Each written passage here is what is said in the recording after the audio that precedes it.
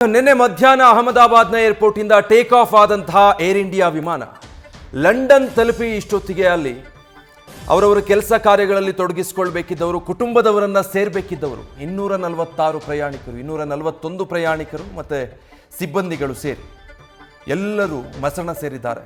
ದೇಹ ಗುರುತು ಪತ್ತೆ ಹಚ್ಚೋದಕ್ಕೆ ಸಾಧ್ಯ ಆಗದಷ್ಟರ ಮಟ್ಟಿಗೆ ಸಜೀವ ದಹನಗೊಂಡಿದ್ದಾರೆ. ಎಲ್ಲರ ಮೃತದೇಹಗಳನ್ನು ಅಹಮದಾಬಾದ್ನ ಸಿವಿಲ್ ಆಸ್ಪತ್ರೆಯಲ್ಲಿ ಇರಿಸಲಾಗಿದೆ. DNA ಟೆಸ್ಟ್ಗಳಿಗೆ ಒಳಪಡಿಸಲಾಗ್ತಾ ಇದೆ. ಪ್ರಧಾನಿ ನರೇಂದ್ರ ಮೋದಿ ಕೂಡ ಕೆಲವೇ ಕ್ಷಣಗಳ ಮುಂಚೆ ಆಸ್ಪತ್ರೆಗೆ ಭೇಟಿ ಕೊಟ್ಟಿದ್ದಾರೆ.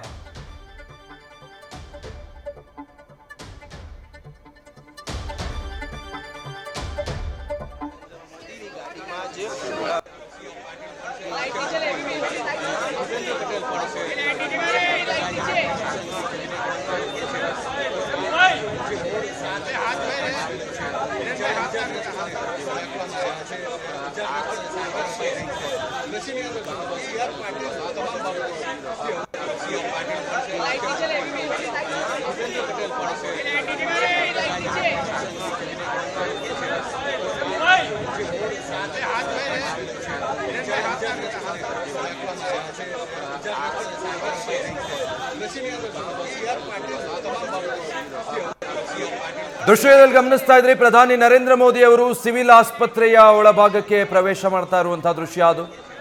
ಜೊತೆಗೆ ಅಧಿಕಾರಿಗಳ ತಂಡ ಇದೆ, ಏನಾಗಿದೆ ಅನ್ನೋದನ್ನ ವಿವರಿಸ್ತಾ ಇದ್ದಾರೆ, ಮಾಹಿತಿ ಪಡ್ಕೊಳ್ತಾ ಇದ್ದಾರೆ ಪ್ರಧಾನಿ ನರೇಂದ್ರ ಮೋದಿ. ಸದ್ಯ ಏನಾಗ್ತಾ ಇದೆ, ಗಾಯಾಳುಗಳ ಪರಿಸ್ಥಿತಿ ಏನಿದೆ,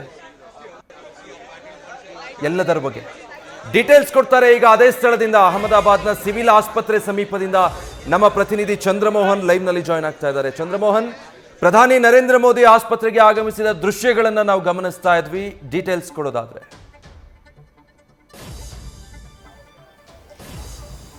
ಹೌದು ವಿಜಯ್, ನಿನ್ನೆ ಅಷ್ಟೇ ಅಹಮದಾಬಾದ್ನ ಏರ್ಪೋರ್ಟ್ನ ಹೊರಭಾಗದಲ್ಲೇ ಏರ್ ಇಂಡಿಯಾದ ವಿಮಾನ ಪತನ ಆಗಿತ್ತು. 241 ಮಂದಿ ಪ್ರಯಾಣಿಕರು ಕೂಡ ದಾರುಣವಾಗಿ ಸಾವನ್ನಪ್ಪಿದ್ದಾರೆ. ಎಲ್ಲರೂ ಕೂಡ ವಿಮಾನ ಪತನ ಆಗ್ತಾ ಇದೆ ಅಂತ ವಿಮಾನಕ್ಕೆ ಬೆಂಕಿ ಹೊತ್ಕೊಂಡಿದ್ರಿಂದಾಗಿ ಸುಟ್ಟು ಕರಕಲಾಗಿದ್ದಾರೆ. ಈಗ 241 ಮಂದಿಯ ಶವಗಳನ್ನು ಕೂಡ ಸಿವಿಲ್ ಆಸ್ಪತ್ರೆ ಶವಾಗಾರದಲ್ಲಿ ಇರಿಸಲಾಗಿದೆ. ಮುಖ್ಯವಾಗಿ ವಿಮಾನದಲ್ಲಿದ್ದಂತಹ ಪ್ರಯಾಣಿಕರ ಪೈಕಿ ಬದುಕುಳಿದಂತ ಏಕೈಕ ಪ್ರಯಾಣಿಕ ಅಂದ್ರೆ ರಮೇಶ್ ಅನ್ನುವಾತ. ಇವರು ವಿಮಾನದ ಎಮರ್ಜೆನ್ಸಿ ಡೋರ್ನ ಬಳಿ ಕುಳಿತಿದ್ರು. ಹಾಗಾಗಿ ಎಮರ್ಜೆನ್ಸಿ ಡೋರ್ ಅನ್ನು ಓಪನ್ ಮಾಡಿಕೊಂಡು ವಿಮಾನ ಪತನ ಆಗ್ತಾ ಇದೆ ಅಂತ ವಿಮಾನದಿಂದ ಜಂಪ್ ಮಾಡಿ ಹೊರಗಡೆ ಬಂದು ತಮ್ಮ ಜೀವವನ್ನು ಉಳಿಸಿಕೊಳ್ಳುವಲ್ಲಿ ಯಶಸ್ವಿಯಾಗಿದ್ದಾರೆ. ಆ ಗಾಯಾಳು ಕೂಡ ಈಗ ಸಿವಿಲ್ ಆಸ್ಪತ್ರೆಗೆ ದಾಖಲಾಗಿದ್ದಾರೆ. ಆ ಗಾಯಾಳುವನ್ನ ಈಗ ಪ್ರಧಾನಿ ಮೋದಿ ಅವರು ಭೇಟಿ ಆಗ್ತಾ ಇದ್ದಾರೆ. ಇನ್ನುಳಿದಂತೆ ವಿಮಾನ ಬಿಜೆ ಮೆಡಿಕಲ್ ಕಾಲೇಜಿನ ಹಾಸ್ಟೆಲ್ ನ ಮೇಲೇನೆ ಪತನ ಆಗಿತ್ತು. ಹಾಸ್ಟೆಲ್ ಕಟ್ಟಡ ಕೂಡ ಸಂಪೂರ್ಣವಾಗಿ ಧ್ವಂಸವಾದಂತಹ ಸ್ಥಿತಿಯಲ್ಲಿದೆ. ಹಾಸ್ಟೆಲ್ ಮೆಸ್ ನಲ್ಲಿ ವಿದ್ಯಾರ್ಥಿಗಳು ಊಟ ಮಾಡ್ತಾ ಇದ್ರು. ಊಟ ಮಾಡ್ತಾ ಇದ್ದಂತಹ ಮೆಡಿಕಲ್ ವಿದ್ಯಾರ್ಥಿಗಳ ಪೈಕಿ 24 ಮಂದಿ ಮೆಡಿಕಲ್ ವಿದ್ಯಾರ್ಥಿಗಳು ಕೂಡ ಸಾವನ್ನಪ್ಪಿದ್ದಾರೆ. ಇನ್ನು ಕೆಲವರು ಗಾಯಗೊಂಡು ಈಗ ಆಸ್ಪತ್ರೆಗೆ ದಾಖಲಾಗಿದ್ದಾರೆ.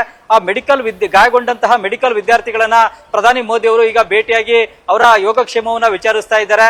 ಮುಖ್ಯವಾಗಿ ಈಗ ವಿಮಾನ ಅಪಘಾತ ಹೇಗಾಯ್ತು, ಇದಕ್ಕೆ ಕಾರಣ ಏನು ಅನ್ನೋದ್ರ ಬಗ್ಗೆ ಕೂಡ ಪ್ರಧಾನಿ ಮೋದಿ ಅವರು ನಾಗರಿಕ ವಿಮಾನಯಾನ ಇಲಾಖೆ ಅಧಿಕಾರಿಗಳು, ಏರ್ ಇಂಡಿಯಾ ಕಂಪನಿಯ ಅಧಿಕಾರಿಗಳಿಂದ ಮಾಹಿತಿಯನ್ನ ಪಡ್ಕೊಂಡಿದ್ದಾರೆ.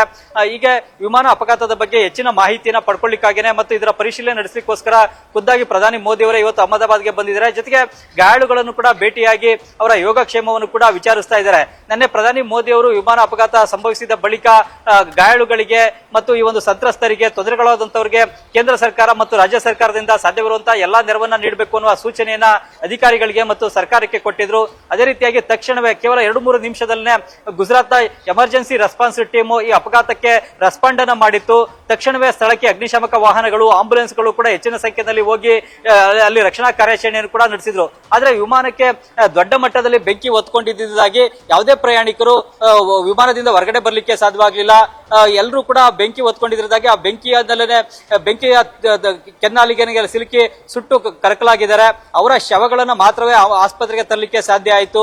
ಈಗ ಎಲ್ಲ ಅವಶೇಷಗಳನ್ನ ತೆರವುಗೊಳಿಸತಕ್ಕಂಥ ಕೆಲಸವನ್ನ ನಿನ್ನೆಯಿಂದಲೂ ಕೂಡ ರಕ್ಷಣಾ ತಂಡಗಳು ಅಪಘಾತದ ಸ್ಥಳದಲ್ಲಿ ಮಾಡಿವೆ. ಹೀಗಾಗಿ ಈಗ ಪ್ರಧಾನಿ ಮೋದಿ ಅವರು ಈಗ ಅಧಿಕಾರಿಗಳಿಂದ ಈ ಬಗ್ಗೆ ಮಾಹಿತಿಯನ್ನ ಪಡ್ಕೊಳ್ತಾ ಇದ್ದಾರೆ. ಮುಖ್ಯವಾಗಿ ನಾನೀಗ ಈ ಅಹಮದಾಬಾದ್ನ ಸಿವಿಲ್ ಆಸ್ಪತ್ರೆಯ ಶವಾಗಾರದ ಬಳಿನಲ್ಲೇ ಇದ್ದೇನೆ. ಇಲ್ಲಿಗ ಸಾಲಕ್ಕೆ ಉದ್ದಕ್ಕೂ ಕೂಡ ಆಂಬುಲೆನ್ಸ್ಗಳು ನಿಂತಿವೆ. ಈ ವಿಮಾನ ಅಪಘಾತದಲ್ಲಿ ಮೃತಪಟ್ಟಂತವರ ಶವಗಳನ್ನ ಸಾಗಿಸ್ಲಿಕ್ಕಾಗೇನೆ ಈಗ ಉದ್ದಕ್ಕೂ ಕೂಡ ಆಂಬುಲೆನ್ಸ್ ಗಳನ್ನ ತಂದು ನಿಲ್ಲಿಸಲಾಗಿದೆ. ಈ ರಸ್ತೆಯ ಎರಡೂ ಬದಿನಲ್ಲೂ ಕೂಡ 10 ಆಂಬುಲೆನ್ಸ್ ಗಳನ್ನ ನಿಲ್ಲಿಸಲಾಗಿದೆ. ಮುಖ್ಯವಾಗಿ ನಿನ್ನೆ ಸಾವನ್ನಪ್ಪಿದಂತಹ ಮೆಡಿಕಲ್ ವಿದ್ಯಾರ್ಥಿಗಳ ಪೈಕಿ 3 ವಿದ್ಯಾರ್ಥಿಗಳ ಮರಣೋತ್ತರ ಪರೀಕ್ಷೆಯನ್ನು ಈಗಾಗಲೇ ನಡೆಸಲಾಗಿದೆ. ಆ 3 ಶವಗಳನ್ನು ಕೂಡ ಈಗ ಭಾವನಗರ ಜಿಲ್ಲೆಗೆ ರವಾನೆ ಮಾಡಲಾಗಿದೆ. 3 ಮೆಡಿಕಲ್ ವಿದ್ಯಾರ್ಥಿಗಳು ಕೂಡ ಭಾವನಗರ ಜಿಲ್ಲೆಗೆ ಸೇರಿದಂತವರು. ಅವರ ಶವಗಳನ್ನ ಭಾವನಗರ ಜಿಲ್ಲೆಗೆ ರವಾನೆ ಮಾಡಲಾಗಿದೆ. ಇಲ್ಲಿ ತಾವು ನೋಡಬಹುದು, ರಸ್ತೆಯ ಎರಡೂ ಬದಿನಲ್ಲೂ ಕೂಡ ಆಂಬುಲೆನ್ಸ್ಗಳು ಸಾಲುಗಟ್ಟಿ ನಿಂತಿವೆ.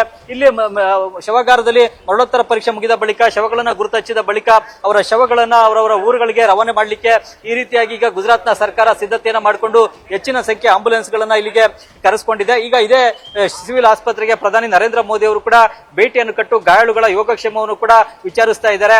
ಈಗ ಮುಖ್ಯವಾಗಿ ಏವಿಯೇಷನ್ ಎಕ್ಸ್ಪರ್ಟ್ ಗಳು ಹೇಳೋ ಪ್ರಕಾರ ಈ ಒಂದು ಏರ್ ಇಂಡಿಯಾದ AI-171 ಬೋಯಿಂಗ್ ಡ್ರೀಮ್ ಲೈನರ್ ವಿಮಾನ ಪತನಕ್ಕೆ ಕೆಲವೊಂದು ಕಾರಣಗಳನ್ನ ಪಟ್ಟಿ ಮಾಡ್ತಾ ಇದ್ದಾರೆ. ಮೊದಲದಾಗಿ 2 ಇಂಜಿನ್ಗಳು ಕೂಡ ಏಕಕಾಲಕ್ಕೆ ಫೇಲ್ಯೂರ್ ಆಗಿರ್ಬೋದು.